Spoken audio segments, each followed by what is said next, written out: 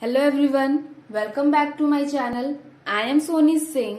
आज की वीडियो में हम लोग इकोनॉमिक्स में demand and law of demand का पार्ट कवर करने वाले हैं। मतलब चैप्टर 2 हम लोगों का, जो हम लोग की चैप्टर 2 की कंटिन्यूस सीरीज चलते आ रही थी, उस पर हम लोग एक स्टेप और आगे बढ़ेंगे। उससे पहले एक डाउट है बच्चों लोगों का, एक बच्चों का नहीं बहुत से बच्चों का डाउट है कि मैम जो हमारा सिलेबस रिड्यूस हुआ है वो हमारे एनसीईआरटी बुक से मैच नहीं कर रहा है। तो सबसे पहले आप लोगों को एक चीज मैं क्लियर कर देना चाहूंगी, एनसीईआरटी जो होता है स्पेसिफिकली फॉर सीबीएसई और आईसीएसई के बच्चों को ही सिलेबस वो लोगों का मैच करता है। JAC boards and other state boards का इकोनॉमिक्स का सिलेबस आपका मैच नहीं करेगा।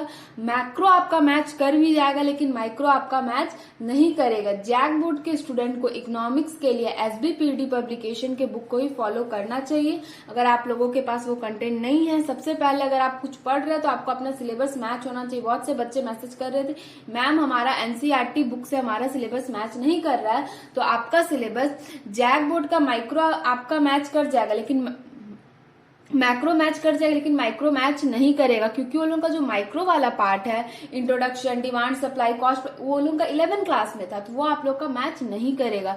तो अभी भी अगर आपके पास एनसीईआरटी बुक से आप पढ़ रहे हैं जैक बोर्ड के स्टूडेंट होकर के, तो आप मत पढ़िए। आप पढ़िए, अगर जो चैप्टर्स मिल रहे वो पढ़िए, जो चैप्टर्स नहीं मिल रहे तो आप कहीं और से अपने बुक्स को अरेंज कीजिए, आप वहीं से पढ़े। नहीं तो ये आपके लिए टाइम वेस्टिंग है। आप अपने टाइम भी वेस्ट कर रहे, फिर बाद में आपको प्रॉब्लम फेस करनी पड़ सकती है। टर्म 1 में आपके अच्छे मार्क्स नहीं आएंगे क्योंकि आप मैच कर लो। टर्म 1 में जो भी सिलेबस होंगे आपके एनसीईआरटी बुक से आपके नहीं मैच कर रहे होंगे। तो आप प्रॉपर पहले अपना सिलेबस और अपने कंटेंट के अकॉर्डिंग आपके इंडेक्स में जो जो चैप्टर्स है, पहला इंट्रोडक्शन है, फिर डिमांड एंड सप्लाई, फिर सप्लाई ऑफ डिमांड है, फिर प्रोडक्शन है, ये मार्केट है, ये सारी चीजें आप पहले देख लो कि आपको किस बुक के कंटेंट से मैच कर रहे हैं। जैक बोर्ड के स्टूडेंट जनरली एसबीपीडी पब्लिकेशन के कोई भी ऑथर के बुक को फॉलो कर लेते हैं। मैं आपको ऑथर का नेम, बुक का नेम पूरे डिस्क्रिप्शन बॉक्स में मेंशन कर दूंगी कि आपको किस ऑथर के बुक को फॉलो करना चाहिए। जैक बोर्ड की स्पेसिफिकली, जब मैंने भी क्लास 12 में थी, जैक बोर्ड की मैं भी स्टूडेंट हूँ, मैं भी उन्हीं ऑथर के बुक से मैं पढ़ी थी।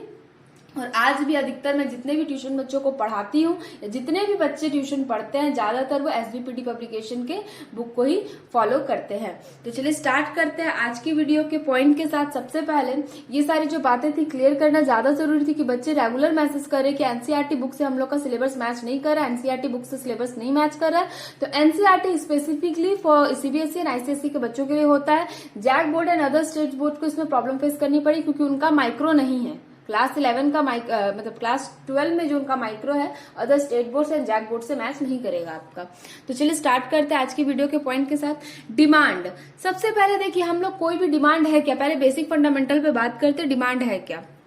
डिमांड क्या, जैसे हम लोग को कुछ खाने का मन किया, वो हम लोग का, जैसे मम्मी को हम बोलते हैं ना, कुछ सामान पसंद आ गया, ऑनलाइन शॉपिंग कर रहे हैं, तो क्या हुआ, वो शॉपिंग कर रहे थे, वो हम लोग का डिमांड है। वो गुड्स हम लोग को परचेस करनी है, वो क्लोथ्स हम लोग को परचेस करनी है, वो ईयरफोन हम लोग को परचेस करनी है, वो फोन हम लोगों को परचेस करनी, ये हम लोग का डिमांड है। डिमांड आया कहां से? डिजायर से आपका आता है डिमांड।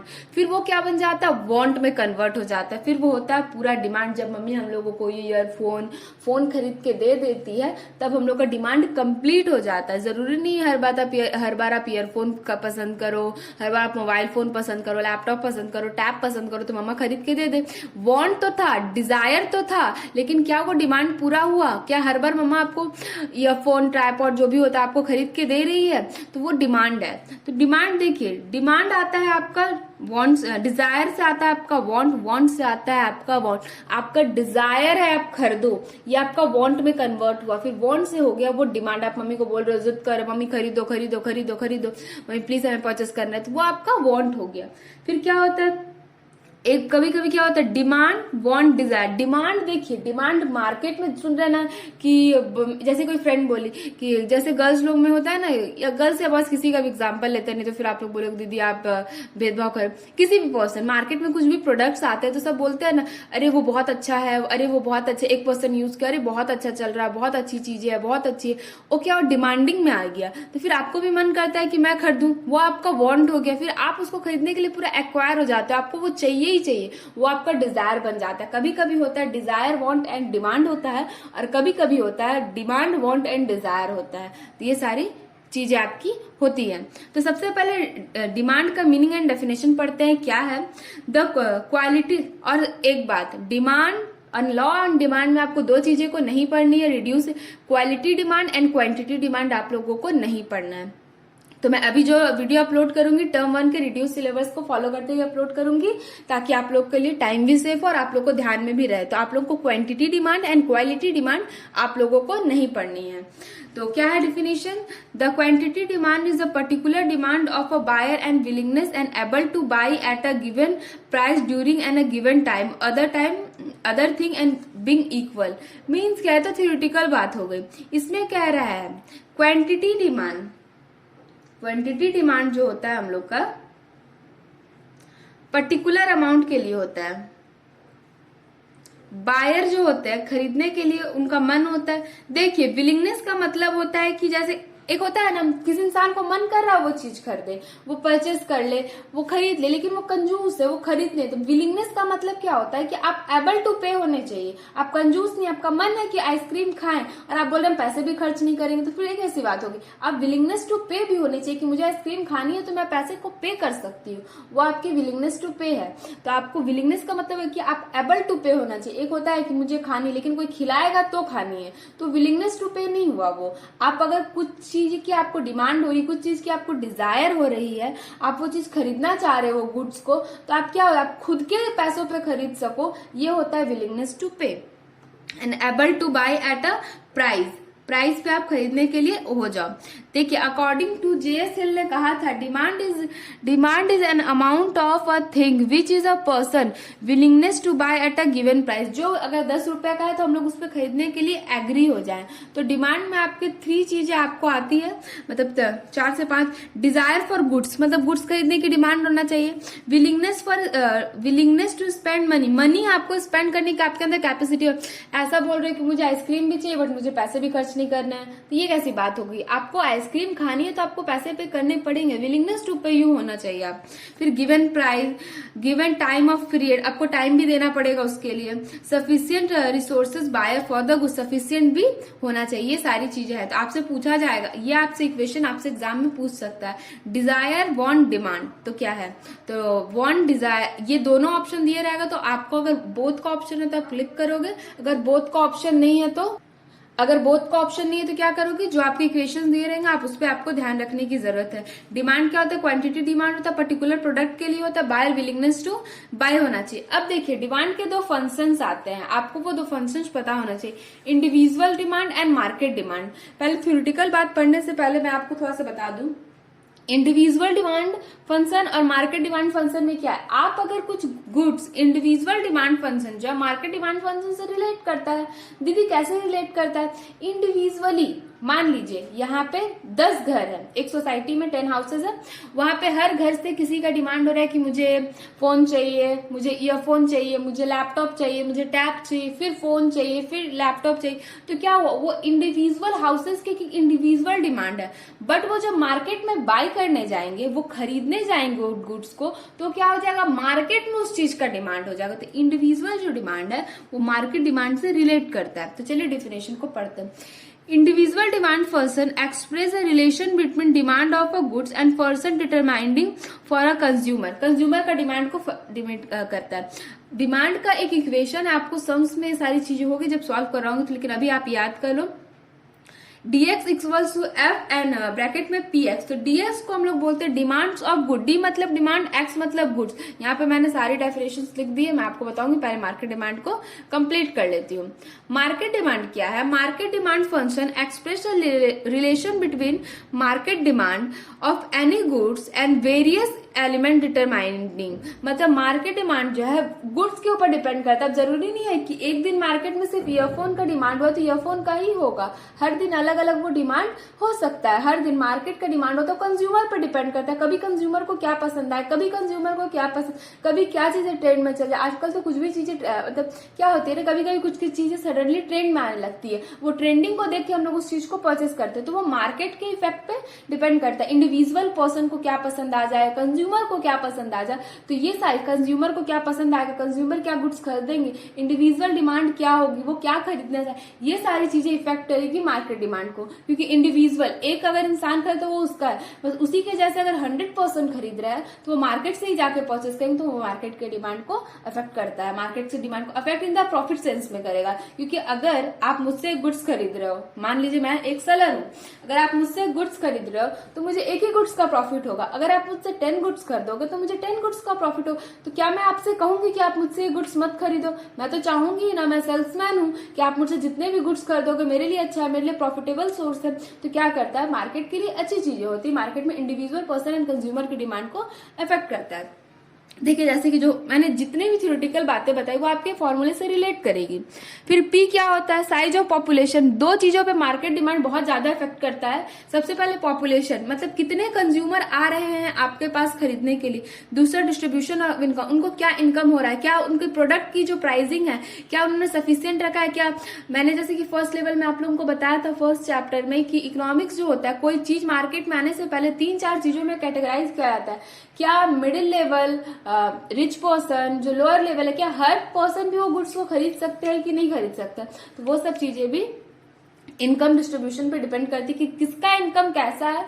कोई भी प्राइस रखने से पहले हम लोग बहुत ज्यादा, जो हम लोग के जो सेल्समैन होते हैं, जो बड़ी बड़ी कंपनियां हैं, कुछ भी मार्केट में प्रोडक्ट लाने से पहले प्राइसिंग से लेके A to Z चीज तक उसको डिटेल में सोचती है, फिर रखती है कि हर टाइप के, हर लेवल के फैमिली मैन इसे खरीद पाए, हर चीज के गुड्स को ले पाए, कंज्यूम कर पाए। तो वही होता है डिस्ट्रीब्यूशन। अब देखिए इसमें क्या आता है, आप बोलोगे दीदी आप ब्रैकेट में इतना सारा चीज क्या लिखे हुए हो। देखिए कभी आपका PX भी हो सकता है, PR भी हो सकता है, Y भी हो सकता है, T भी हो सकता है, F भी हो सकता है। उसी तरह यहाँ पे PX भी हो सकता है, PR भी हो सकता है, Y भी हो सकता है, T भी हो सकता है, E भी हो सकता है, P भी हो सकता है, YD भी हो सकता है। तो अब इस सब का मतलब आपको फुल फॉर्म आपको डेफिनेटली आपको लर्न करना होगा, ये आपको पता होना चाहिए। तो देखिए मैंने यहाँ पे सब सारे लिख के रखा हुआ है। DX मतलब होता है डिमांड ऑफ गुड्स, PX मतलब होता है प्राइस ऑफ गुड्स, Y मतलब होता है monetary income of consumer, PR मतलब होता है price of related good, T मतलब होता है taste and preference of consumer, F मतलब होता है expectation of a change in price in future. हो सकता है ना प्राइस चेंज है, कभी कभी कोई बहुत बड़ी अच्छी चीजें आती है तो उसकी स्टार्टिंग में प्राइस बहुत हाई होती है, बट फिर धीरे धीरे क्या होता है, सब लोग खरीद चुके होते हैं तो कुछ लोगों को उतना इंटरेस्ट नहीं आता रिव्यू पे, तो उसकी प्राइस को फिर कंपनी लो कर देती है, तो प्राइस फ्यूचर में भी चेंज हो सकता है आपका। फिर एक्सेप्टेशन फॉर कंज्यूमर, कंज्यूमर की भी एक्सेप्टेशन रहती है कि उन्हें किस टाइप के प्रोडक्ट चाहिए। फिर डिस्ट्रीब्यूशन ऑफ इनकम, फिर साइज ऑफ पॉपुलेशन। तो आपको ये सारी एलिमेंट्स, ये फॉर्मूले आपको लर्न होने चाहिए, इस पे सम्स बनेंगे। आप देखिए अगर आप ये डाउट में हैं कि अगर आपका MCQ क्वेश्चन से सिर्फ थ्योरेटिकल क्वेश्चन पूछे जाएंगे तो सबसे बड़ी गलतफहमी है। इस गलतफहमी को जितनी जल्दी दूर कर लीजिए। MCQ में आपके थ्योरेटिकल क्वेश्चन भी पूछे जाएंगे एंड प्रैक्टिकल क्वेश्चन भी पूछे जाएंगे अगर आपके सिलेबस में है। मैथ्स में भी आपसे पूछे जाएंगे, अकाउंट से भी पूछे जाएंगे। अगर आप कॉमर्स के स्टूडेंट हैं, अगर कॉमर्स के स्टूडेंट मेरी वीडियो देख रहे हैं, जनरली जाते रहते हैं, लेकिन कुछ कुछ आर्ट्स के भी बच्चे हैं, तो आपसे प्रैक्टिकल क्वेश्चन पूछा जाएगा, तो बी प्रिपेयर फॉर दैट। क्योंकि अगर आप थ्योरेटिकल क्वेश्चन के वे में सिर्फ चलते चले गए तो आप प्रैक्टिकल, अगर आपसे एग्जाम है, मान लीजिए 40 मार्क्स का आपका एग्जाम है, 20 मार्क्स का आपका थ्योरेटिकल पूछा, 20 मार्क्स का आपका प्रैक्टिकल पूछा, तो आप सिर्फ 20 मार्क्स के थ्योरेटिकल क्वेश्चन को अडेप्ट कर पाएंगे, मतलब कर पाएंगे, उसमें से भी कितने राइट है या रॉन्ग है वो आपको नहीं पता। 20 प्रैक्टिकल क्वेश्चन छूट गए तो कहां से ले आओगे 35? दीदी ने प्रॉमिस करवाया है आपको कि आप 35 लाओगे, तो उसी टाइप से आपको प्रिपरेशन करनी है। तो फॉर्मूला जितना बोला जा रहा है आप लर्न जरूर कर लो, क्योंकि आपसे प्रैक्टिकल एंड थ्योरेटिकल क्वेश्चन दोनों पूछे जाएंगे। फिर ये सारी चीजें हो गई। तो और आपके जैसे कि बहुत से बच्चे दीदी MCQ टेस्ट, शायद आप लोगों ने टेलीग्राम चैनल ज्वाइन नहीं किया, एवरीडे 5-4 क्वेश्चन मैं MCQ के देती हूँ, हर सब्जेक्ट से देती हूँ, अकाउंट्स, BST, इकोनॉमिक्स, ये सारी चीजों से मैं आप लोग को दे ही रही हूँ। अभी तक BMT का नहीं दी हूँ, लेकिन जल्दी उसकी प्रोवाइड करूंगी। अब चलिए नेक्स्ट टॉपिक पे चलते हैं।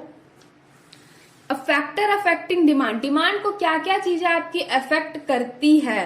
तो देखिए डिमांड को आपका factor affecting demand, utility of good. Utility का मतलब क्या बताया था मैंने, एकदम फटाफट याद करो। यूटिलिटी का मतलब दीदी आपने बताया था सेटिस्फैक्शन, किसी गुड्स को खा के हम कितना सेटिस्फाइड हो रहे हैं, किसी गुड्स को कंज्यूम करके हम कितना हैप्पी हो रहे हैं, ये हमारा डिफेक्टर यूटिलिटी को दर्शाता है। Utility of good, income level, price of goods, फिर प्राइस ऑफ रिलेटेड गुड्स, दो टाइप के आपके गुड्स होते हैं, substitute goods and complementary goods. ये दोनों गुड्स कितने टाइप के होते हैं, क्या कौन कौन से गुड्स किस किस लेवल में आते हैं, आपको डिटेल में इसकी नेक्स्ट वीडियो में हम लोग सारी चीजों पे बात करेंगे। फिर टेस्ट एंड फैशन, क्या टेस्ट फैशन में क्या चल रहा है, टेस्ट क्या चल रहा है, जैसे मोमोज, बर्गर, पिज्जा ज्यादा बच्चों को पसंद आता है, फैशन में क्या चल रहा है, वो सारी चीजें डिमांड को अफेक्ट करती है। फिर फ्यूचर में क्या चेंज प्राइस रहेगा, ये आती है फैक्टर्स। तो फैक्टर में आपके 6 पॉइंट्स आपको लर्न होने चाहिए, क्योंकि एग्जाम में आपसे ये सारी चीजें आपको ऑल ऑफ द अबव करके दे देंगे। 3 ऑप्शन सेम्स रहेंगे या एक ऑप्शन इसमें से रहेगा, एक ऑप्शन सप्लाई में से रह सकता है, 2-3 ऑप्शन, तो आपको लर्न होने चाहिए। देखिए अब देखिए बच्चे कहते हैं कि दीदी एमसीक्यू है, एमसीक्यू ज्यादा डिफिकल्ट हो जाता है क्रैक करना, क्योंकि आपको उसमें सिर्फ टिक करना, यस जैसे बोलते हैं सिर्फ हाँ या ना में जवाब देना, तो या तो हाँ होगा या तो ना होगा। क्या रहता है फिर एक्सप्लेनेशन रहती है, थ्योरेटिकल क्वेश्चन रहती है, आप एक वर्ड तो लिख के आओगे, कुछ तो लिख के आओगे, आपको स्टेप मार्किंग भी मिलने के चांसेस रहते हैं। बस एमसीक्यू में ऐसा नहीं रहता, तो आपको लर्निंग कैपेसिटी अपनी बढ़ानी है और अच्छे से सारी चीजों को समझना है। फिर डिमांड शेड्यूल, 2 टाइप के डिमांड शेड्यूल है, same individual demand schedule and market demand schedule. आज की वीडियो में बस हम लोग यहीं तक करेंगे, डिमांड शेड्यूल को समझेंगे, इंडिविजुअल डिमांड शेड्यूल क्या है और मार्केट डिमांड शेड्यूल क्या है। देखिए यहाँ पे, तो यहाँ पे पहले मैंने बनाया एक चार्ट, तो यहाँ पे प्राइस लिखा मैंने, यहाँ पे क्वांटिटी डिमांड बाय कंज्यूमर, कोई एक कंज्यूमर है, वो कोई गुड्स को खरीदता है, प्राइस उसकी 10 रुपए 1 रुपए में एक क्वांटिटी में खरीदता है, फिर वो दूसरा गुड्स खरीदता है या सेम ही गुड्स खरीदता है कहीं और से, 8 रुपया पर यूनिट खरीदता है, 3 गुड्स को खरीदता है, क्वांटिटी उसकी रहती है। तो ये क्या हुआ, जितने भी गुड्स खरीद रहा है, जितने भी उसकी सीरीज चलती आ रही है, वो क्या होता है, वो इंडिविजुअल क्वांटिटी है, उसका इंडिविजुअल डिमांड है, वो सिर्फ अकेले अपने घर के लिए खरीद रहा है। और यहाँ पे क्या देखिए, मार्केट डिमांड क्या हुआ, इंडिविजुअल कंज्यूमर को जो प्रॉफिट हुआ होगा, मतलब सेलर को, वो सिर्फ इसके थ्रू हुआ होगा, इतने ही प्रॉफिट हुआ होगा। लेकिन यहाँ पे देखिए दूसरा क्या, market demand, price of milk in पर लीटर, प्राइस ऑफ कंज्यूमर, एक तो कंज्यूमर ए है, दूसरा कंज्यूमर बी है, और ये मार्केट डिमांड है। पहला मिल्क है, क्या बोलते हैं 20 पर लीटर है, फिर 16 है, फिर 12 है, फिर 10 है, फिर एक कंज्यूमर लेता है 3, 4, 5, 6 एंड दूसरा कंज्यूमर लेता है 2, 3, 5, 8। उसी को मिला के उसको कितना डिमांड, मार्केट डिमांड है, एक कंज्यूमर लिया 3, दूसरा कंज्यूमर लिया 2 मीन्स 5, एक कंज्यूमर लिया 4, दूसरा कंज्यूमर लिया 3, कितना है 7, एक कंज्यूमर लिया 5, दूसरा कंज्यूमर लिया 5, 10, पहला कंज्यूमर लिया 6, दूसरा कंज्यूमर लिया 8, यह आया आपका 14। तो क्या हुआ, एक से अधिक लोग खरीद रहे, तो मार्केट में डिमांड भी बढ़ रहा है, सेलर को प्रॉफिट भी हो रहा है, तो ये चीजें अफेक्ट करती है मार्केट डिमांड को।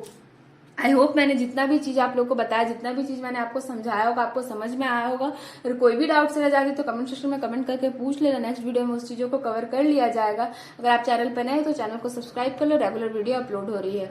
और टेलीग्राम चैनल ज्वाइन कर लो, नोट्स मिल जाएंगे। 2-3 दिन से नोट्स नहीं मिले, बच्चे मैसेज करते दी नोट्स नहीं मिला, तो आज सारे नोट्स एक साथ में सेंड कर दूंगी। Thank you for watching this video guys, thank you so much.